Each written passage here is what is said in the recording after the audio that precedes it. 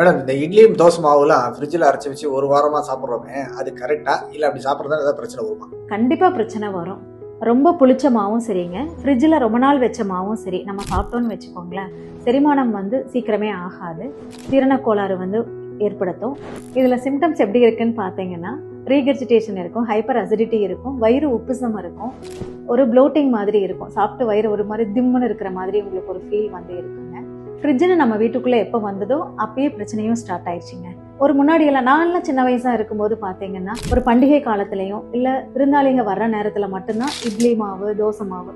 இப்போ தோசை மாவுன்னு சொல்கிறோம், அப்போல்லாம் இட்லி மாவுன்னு தாங்க சொல்லுவோம். ஏன்னா அப்போ இட்லி தான் செய்வாங்களே, இட்லியில் மீந்து போனால் அடுத்து மீதி இருக்கிற மாவை தோசையாக்குவாங்க. இப்படிதான் நம்ம சாப்பிட்டோம். ஆனால் இப்போ ஃப்ரிட்ஜ் வந்ததுக்கு அப்புறம் பார்த்தா எப்பவுமே மாவு ஃப்ரிட்ஜில் இருந்துகிட்டே இருக்கு. ஒரு சிலர்லாம் 1 வீக்குங்கிறாங்க, ஒரு சிலர் 2 வீக்ஸ் கூட வச்சுக்கிறாங்க.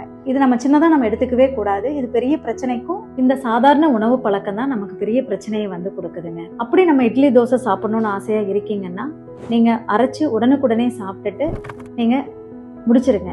நம்ம எல்லாருமே நினச்சிட்டு இருக்கிறோம் இட்லி தோசைக்கு பர்ஃபெக்ட் காம்பினேஷன் சட்னி சாம்பார்னு சொல்கிறோம். இந்த சட்னி எடுத்துக்கிறதுனால வயிறு எரிச்சல் வருங்க. சாம்பார்னால என்னென்னா கேஸ் நிறையா ஃபார்ம் ஆகுங்க. ஒரு புதினா துவையல், மல்லி துவையல், பிரண்டை துவையல், கருவேப்பிலை துவையல், இந்த மாதிரி நம்ம துவையல் மாதிரி செஞ்சு சாப்பிட்டா ரொம்ப நல்லதுங்க. சித்தா சம்பந்தமான தகவல்களுக்கு இந்த சேனலை நீங்கள் ஃபாலோ பண்ணுங்க.